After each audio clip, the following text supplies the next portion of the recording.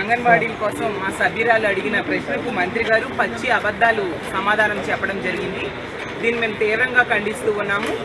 ఎంతసేపు కూడా తప్పుడు సమాచారంతో సభను పక్కదోవ పట్టించడం, ప్రజలను మభ్యపెట్టడానికి ప్రయత్నించడం ఈ మంత్రులకి అలాగే ఈ కూటమి ప్రభుత్వానికి ఒక అలవాటుగా మారిపోయింది.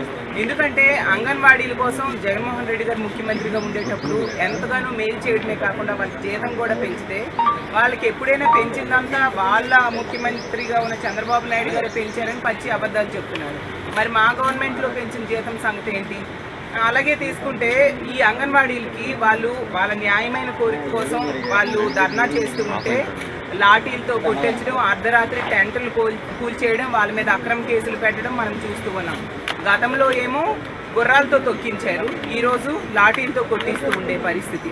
గతంలో జగన్మోహన్ రెడ్డి గారి గవర్నమెంట్లో వీళ్ళు ధర్నా చేస్తే వాళ్ళ కోరికలు తీర్చుతాము, జీతం పెంచుతామని జగనన్న మాట ఇచ్చారు. మా గవర్నమెంట్గా కనుక వచ్చుంటే జూలై నుంచే 2024 జూలై నుంచే వాళ్ళ జీతాలు పెరిగేవి.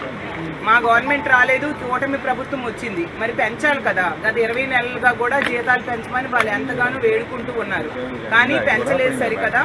ఇంకా వాళ్ళ మీద ఈ విధంగా దాడి చేయడం, వాళ్ళు చేసిన ఉద్యమాన్ని అణిచేయడానికి ప్రయత్నించడం ఎంతవరకు సమంజసం? సభ సాక్షిగా తప్పుడు సమాచారం ఈ ప్రజలకు ఇస్తూ సభను పక్కదోవ పట్టించడానికి ప్రయత్నిస్తూ ఉండే పరిస్థితి చూస్తూ ఉన్నాము. వాళ్ళకి మాట ఇచ్చిన ప్రకారం జీతం పెంచాల్సినంత వరకు కూడా మా వైఎస్ఆర్ కాంగ్రెస్ పార్టీ అంగన్వాడీల తరఫున పోరాటం చేస్తాము, వాళ్ళకు మద్దతు ఇస్తామనే విషయం తెలియజేస్తూ ఉన్నాను. తక్షణమే వాళ్ళకి జీతం పెంచాల్సిందిగా డిమాండ్ చేస్తూ ఉన్నాను.